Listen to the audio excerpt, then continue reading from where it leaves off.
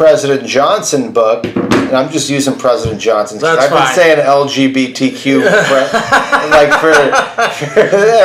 all week when we were talking about this. That's funny, yeah. So because the Kennedy and Lyndon B. fucking Johnson. Yeah, I think that was his middle name. Go on. Lyndon bisexual John. I mean.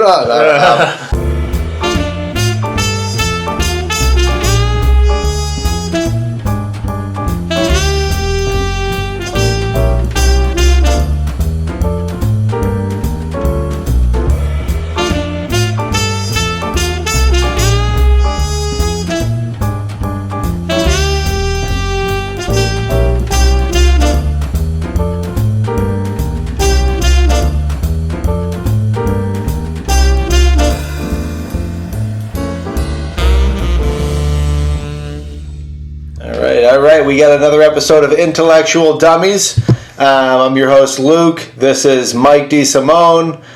Today we're going to be talking about the JFK Assassination. Now, quick disclaimer before we start. We get a lot of comments on YouTube. This podcast was started through a book club. It was an audio book club for truck drivers. All right? So...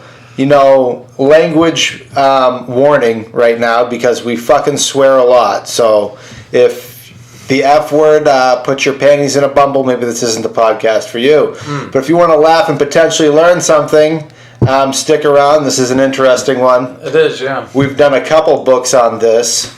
Particularly, we did The Man Who Killed Kennedy by Roger Stone. Now, we all know who Roger Stone is. I think he went to jail. He did. For not filing to be...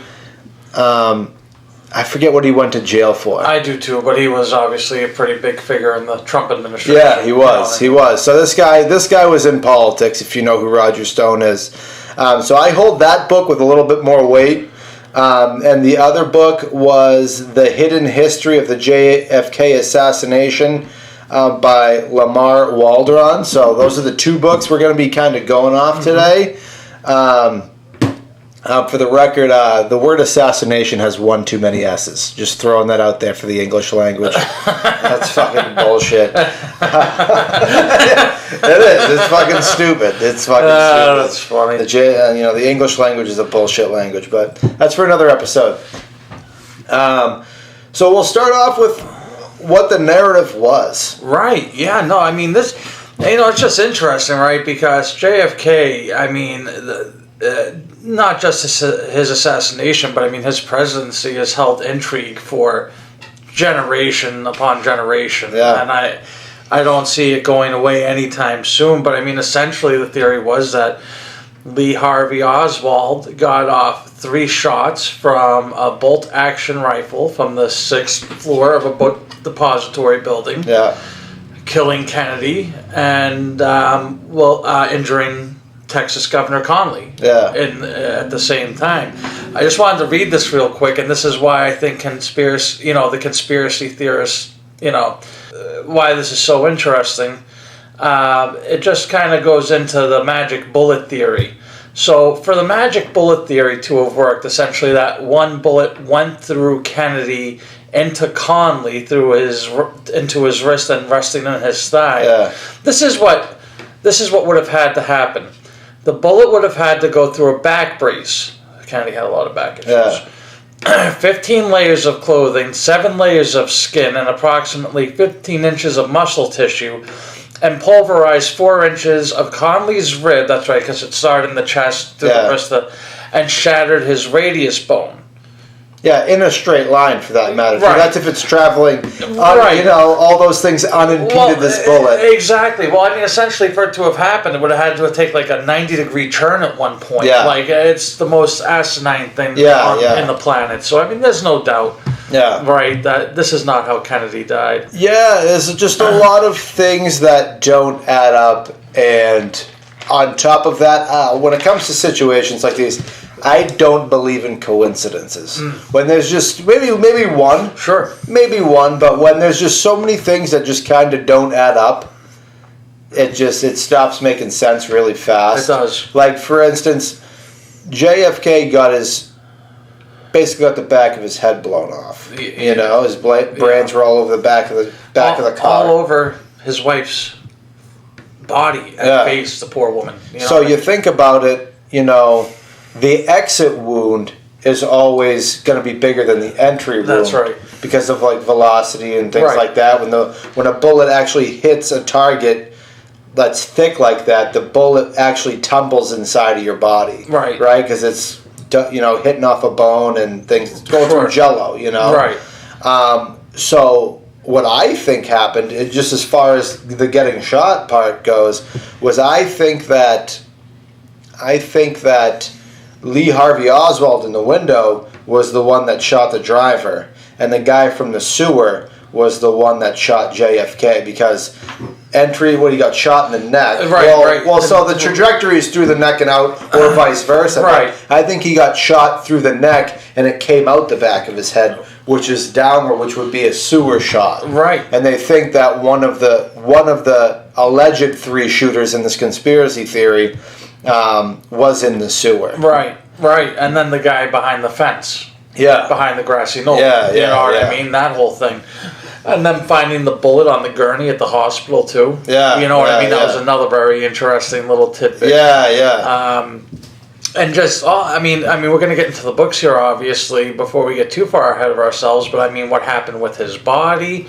Who took charge of his body? You know, the fact that certain autopsies weren't allowed to be done. And didn't his brain go missing? His brain went missing. Someone stole this fucking guy's brain. Yeah. That's, you know. What? Yeah.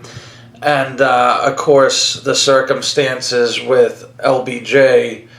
And I know you're going to get into that more because of the, you know, that was the book you were reading on. But just how his wife, President Kennedy's wife was treated after the assassination. I mean, the woman basically still had brains on her face, and she's made to take that infamous picture on Air Force One with LBJ being sworn in, you know what I mean? And trying, you know, basically being told you better smile and like it or else, you know, and it's like, I can't imagine what that poor woman went through. But go ahead. So I want to hear a little bit about the book you read that I did not. Yeah, so, I mean, the common narrative is that Lee Harvey Oswald, lone gunman, crazy guy, killed the president. Right. That's what we're going with right now. So that's the theory, and I guess kind of the reason why I don't buy that was because there were just some things that Lee Harvey Oswald did that if you're trying to kill the president and hopefully get away with it, let's assume that he was trying to get away with it.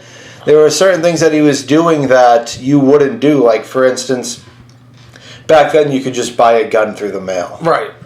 He allegedly bought that gun that he shot the president with in his own name. Right. And got it, like, mailed to his address. Right. So it's like, if you're really trying, you're not going to do something like that, you know? There's a big part of me that doesn't think Lee Harvey Oswald had anything to do with it. Yeah, honestly, me too. Me too. I don't think he fired a single shot, but I think there might have been an assassin there, but it wasn't Lee Harvey Oswald. Yeah.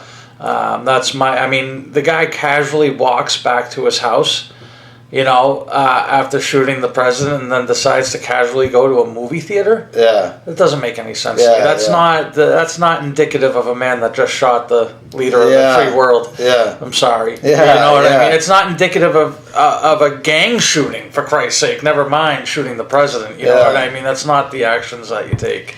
And one of the characters we're going to be talking about, some big mafia guys, Carlos Marcelo Santos Traficante, and there was another guy that began with an R. Well, I mean, that's a big part of it, right? Is that the CIA was involved in this, and that the CIA was using the mafia for operations in Cuba and trying to assassinate and carry out plans in Cuba. So that's a big part of it. Carlos Marcelo, he was the mob boss in New Orleans.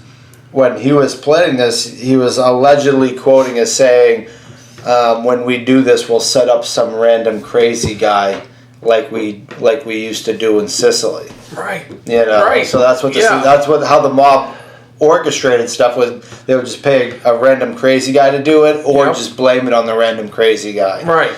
Which totally makes sense. So when the first book we read, the motive was basically making Carlos Marcello the guy who did it, right? Yeah. Yep. That was the hidden history book.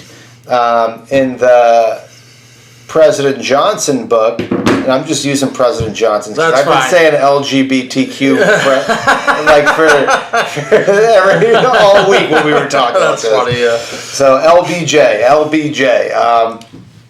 But with that book, it's the same setup entirely. Okay. But it puts LBJ at the top. So really, after reading all these books, I all these guys are mobbed up. The Kennedys are mobbed up. Nixon's mobbed up. Right. LBJ is mobbed up. Yeah. LBJ was even known to have his own personal assassin that allegedly killed someone in like the 50s. Yep. And because the assassin had so many political ties, the guy did like 4 months or something. That's for insane. And being convicted of murder too. So that was just insane, yeah. Like crazy stuff like that. I mean,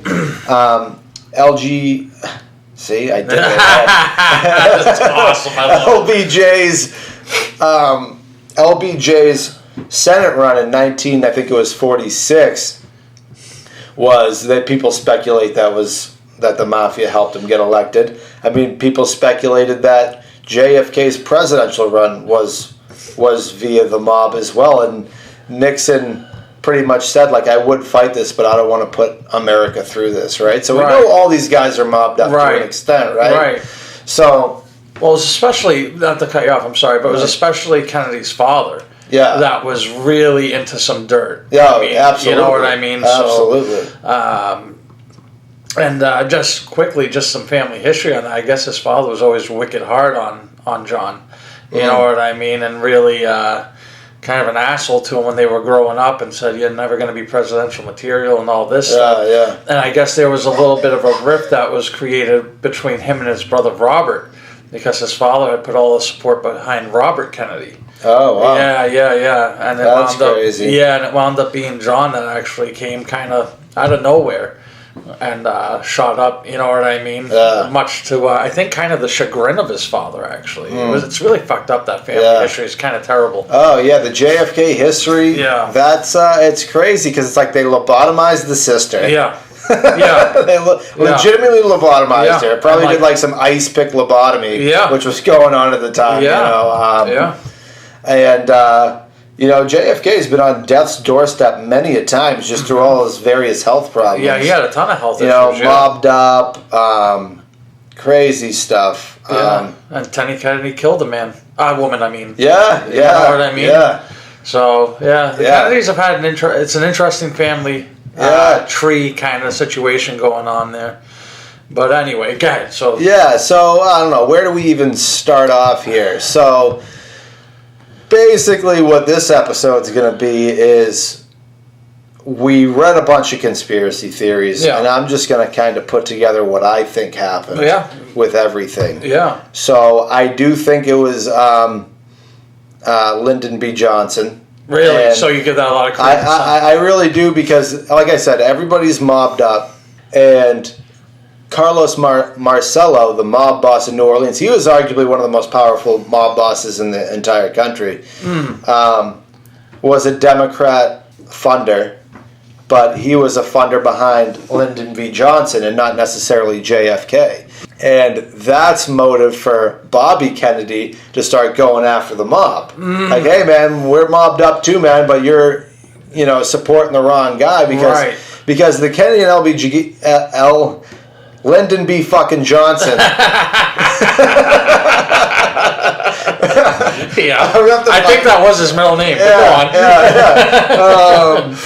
on. Lyndon bisexual John. I mean, but that was motive there. So the Kennedys and Lyndon B. Johnson, they never got along, right? Correct. So towards the end of John F. Kennedy's presidency, or at least right before he was getting assassinated, he was obviously going to plan for a second run. Right. And he didn't want Lyndon B. Johnson to be his VP anymore. Yeah. Effectively destroying that dude's career if he gets the boot. Absolutely. And I'm sure everybody knows how big of an ego Lyndon B. Johnson had. That dude was a real prick. He was a prick. You know, 100%. Yeah, definitely just a shitty personality. Yeah. Like, you know, he was a shitty guy. He was. No, he was a shitty guy. So you could imagine how much that would affect that dude's ego. Yeah. Getting the boot like that, right? So there's motive for Lyndon B. Johnson, someone who's mobbed up with Carlos Marcello, donated to him, to start putting the wheels in motion. Yeah, no, 100%. And, you know, so Bobby Kennedy gets, you know, he starts going after the mob. That was his thing.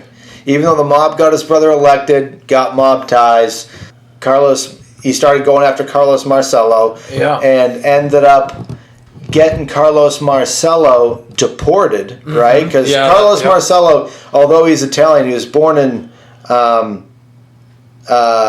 Tunisia, that North African country. I think it's something different now. But he didn't have a birth certificate because he was born in 1910, right? Right. Like, people back then, it was very hard to get birth certificates. They didn't really keep track of things back then. Like, even my own grandmother, it was so hard to find her birth certificate in Italy, you know? So he knew that if he went back to Tunisia, he couldn't run his operation from Tunisia, you know? So he ended up forging a birth certificate out of Guatemala, right? So like, fine, I'm fucking deporting you to Guatemala. And Bobby F. Kennedy pulled some strings where they pretty much dropped him and another guy off in the middle of the fucking jungle. Yeah. It was like a fucking 30-mile trek through the jungle. What an incredible little story that is. Like, if you don't know that story, you got to read about it because it's kind of mind-blowing, right? You're absolutely right how Bobby Kennedy just was like, okay, bye, here's a jungle. Good luck to you.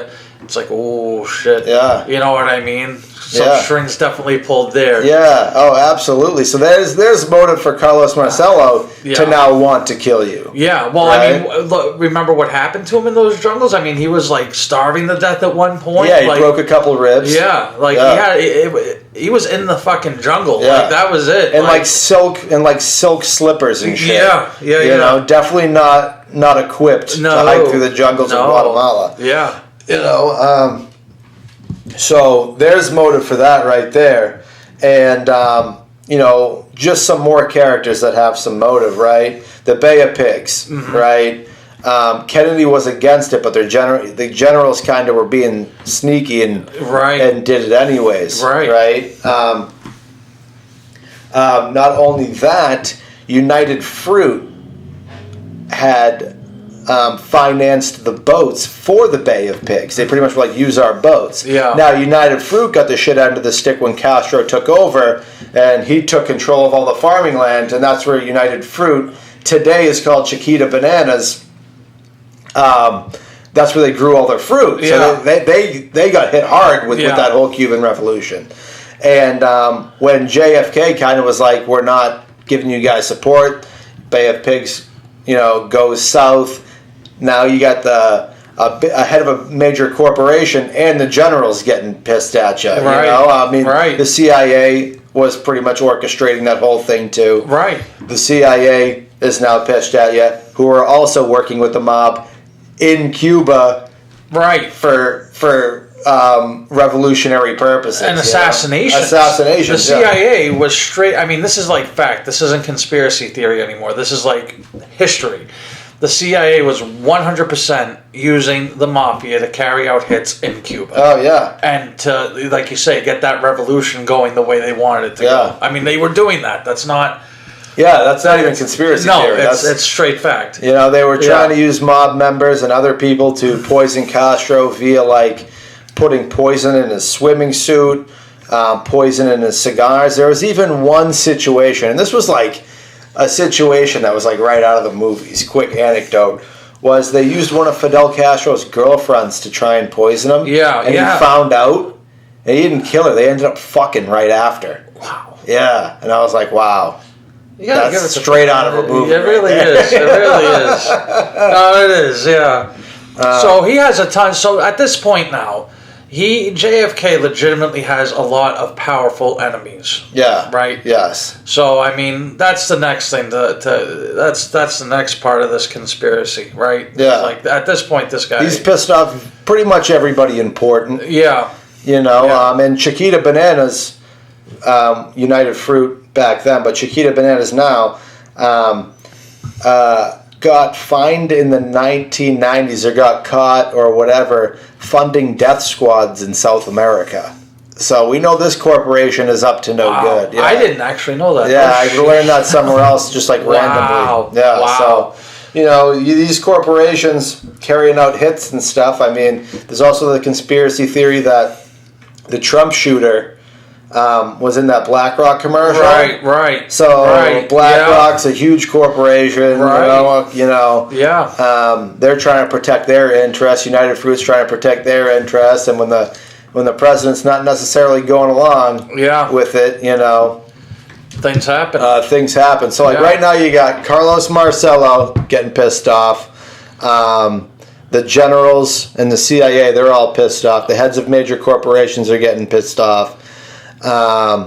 Failing to escalate the war in Vietnam too. That was a big one too. That was a huge one. Yeah, that was a big one too. So you got all these people. So basically, what I think happened was Lyndon B. Johnson knew he was going to get the boot. Right? Okay, I need some people on my side.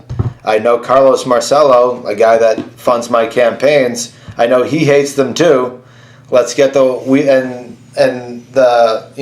effectively that guy's a CIA asset, and the top heads of the mobs were all CIA assets. Yeah. And the CIA obviously wants things to go good in Cuba and in Vietnam. Yep. And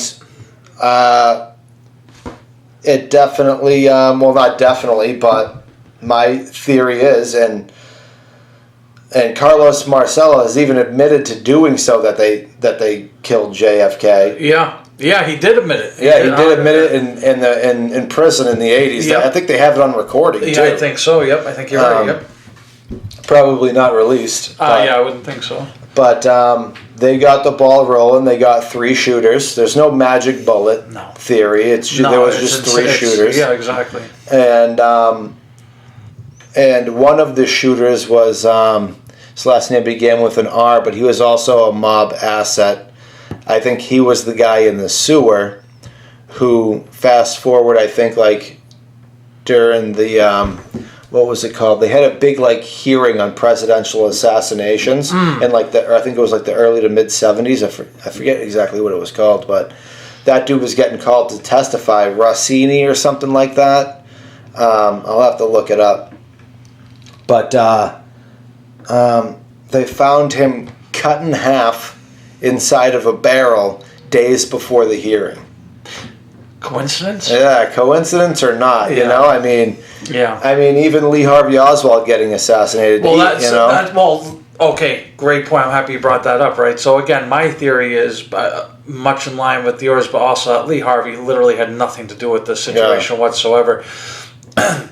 I think when you have all the news reporters and they're like, I have no idea what you're even talking about. I think he was being very honest there. I think he was like, what the fuck is going on?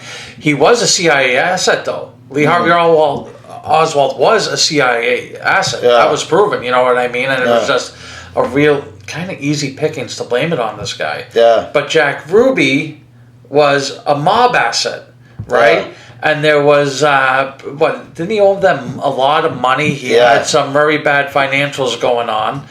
And next thing you know, Jack Ruby's killing the one guy who could be like, look, I can prove that I didn't do this or whatever. Yeah. Even now he's dead in front of all those people on live television. Yeah, because Jack Ruby did owe a bunch of money, and they pretty much said, like, you're either going to do this for us or we're going to, like, kill your family or something like that. Yeah. So that's just your only way out. Right. And I mean, that was in that book, too. Like, the financials of Jack Ruby were all in that one book that we both read, and how much money he owed, and it was a ton of money. And not good. And even, too, another player, too, and I'm glad that this book brought it up, too, was J. Edgar Hoover. as you know, I did a book on J. Edgar Hoover. Yeah. His life story was called G-Men. And like that dude was on top of everything. He was. That dude was getting dirt on everybody. That dude was a very powerful president in the United States. So I'm thinking, like, where does this dude line up in this whole conspiracy theory? And where it lines up is J. Edgar Hoover also hated the Kennedys. He also hated the Kennedys, you know, and he was an asset to Lyndon B. Johnson, and I forget, Lyndon B. Johnson was even quoted as saying, "I would rather have Hoover inside of our tent pissing out than outside of our tent pissing in." So he was definitely he was probably the guy that was orchestrated the whole thing. Right. I mean, that's just my opinion. Right. Like, or at least the investigation into it. You yeah. know what I mean? Totally, he certainly controls that. You know what I mean? That's FBI. You know, I mean. So it's a great point. It's really a very twisted, winding road. And I mean, the truth is, I don't know if it's ever really gonna be explained what happened, because it could be 100 years from now, and I think the American people would be like, "Are you fucking kidding me?" You know what I mean? You know, it's fucked up. Yeah. So I guess in a nutshell, if I were to put my money on any theory, it would be Lyndon B. Johnson wanted to be president so bad. He knew he was going to get the boot. He knew his political career was going to get demolished unless he did this. Mm-hmm. Got together with the mob and the CIA, FBI, and they orchestrated this hit. They had 3 shooters: Grassy Knoll, in the sewer, and maybe someone up in that place where they allegedly Harvey Oswald was. Yeah, the book depository. Yeah, and I wouldn't doubt it if the whole thing was financed through United Fruit, because we know they have no problem hiring death squads. Right. You know? Right. Yeah, how fucked up is that? Yeah, that's crazy. Yeah. That's crazy.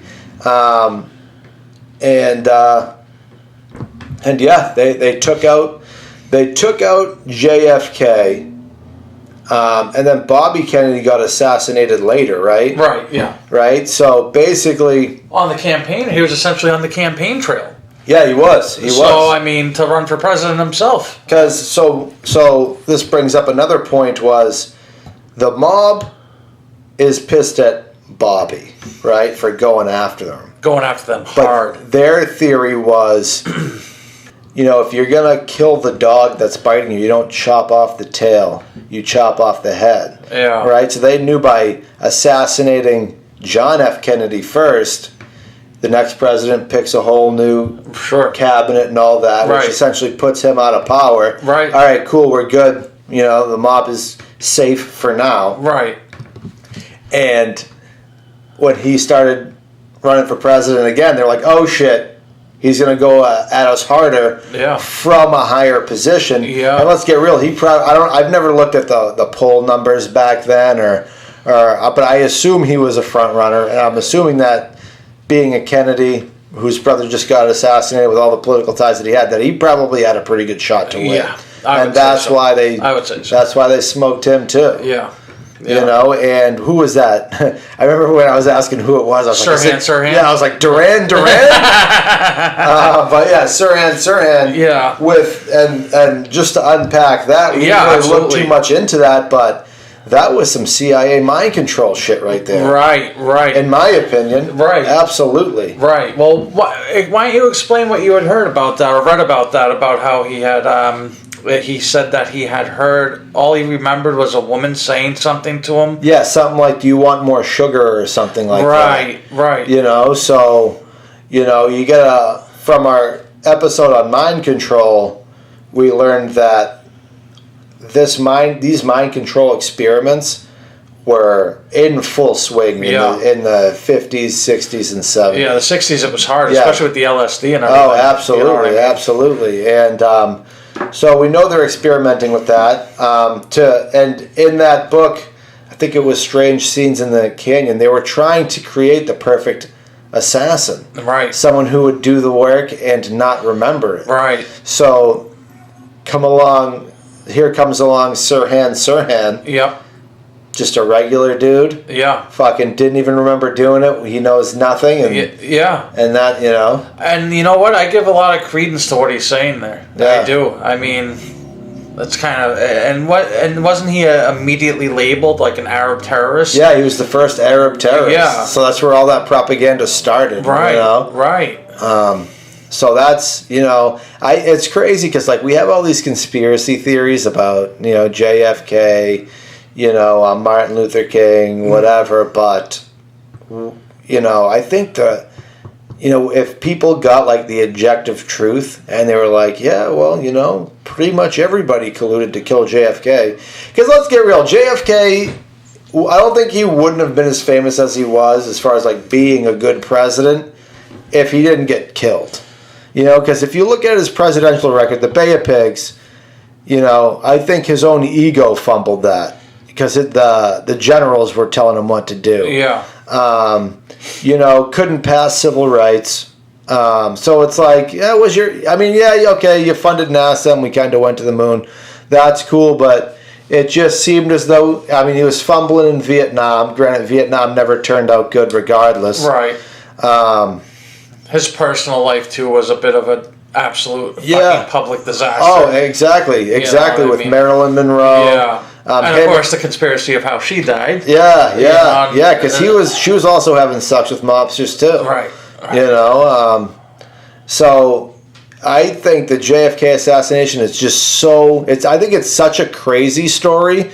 I think a lot of what we covered here was a lot of the truth, but I'm sure it goes even crazier than that. Sure, and and then we brainwashed some random Arab guy with this crazy technology that we've been developing since after World War II. Mind control technology. And that's what we did, you know. And just as a side note, I know you and me have talked about this, but for our audience a little bit, we did the Band of Brothers episode and covering World War II. So it was one of our first episodes. Yeah. But Buck Compton from Easy Company, if anybody's out there watched Band of Brothers, it was Buck Compton that was the prosecutor of Sirhan. Yeah. You know what I mean? So holy full circle there. Yeah, you know wow, I bet I bet you that goes deep too. I bet it does because some stuff has kind of come out that maybe that DA's office wasn't quite as good as you would have thought. In other words, there was some dirt in that DA's office that Buck Compton was part of. I'm not talking badly about Buck Compton. I'm just saying, you know, it's a little interesting there. But hey, maybe he got so deep after World War II. He got so deep in the military-industrial complex. They were like, "Hey, listen, this is what happened. We need you to be the lawyer for this guy and play it how we want to play it." Exactly. You know. Exactly.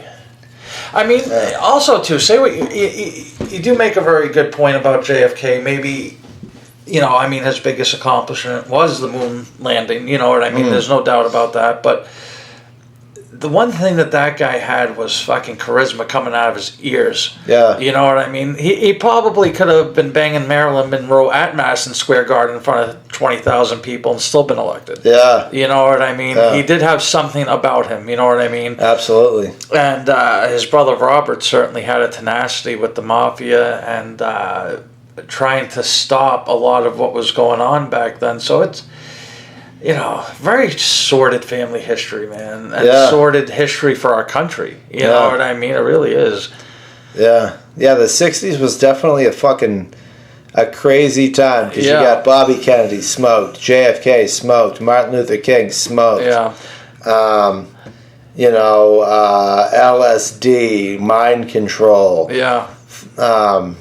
J. Edgar Hoover. You know, a lot of characters back then. That was just a crazy time to live. Yeah, crazy. One of the heights of the mafia. I mean, you know what I mean? Really, the high time for the mafia. Oh, absolutely. I mean? That was like the golden age for the mafia back then. Right. You know. You had the five families in New York, and I mean, they controlled everything. You know what I mean? Yeah. And like, it's just, holy shit, man. And I'm sure even today, it's still a big factor. It's just now behind the curtains. Yeah, much more behind the curtains. You know, like I just heard recently that, you know how the longshoremen just went on strike? Yes. I guess the president of the longshoremen has friends in the Genovese crime family. Really? Yeah. No kidding. So, yeah. No kidding. You know, so... Yeah. You know, you got to think like Jimmy Hoffa, who was the president of the Teamsters. Right.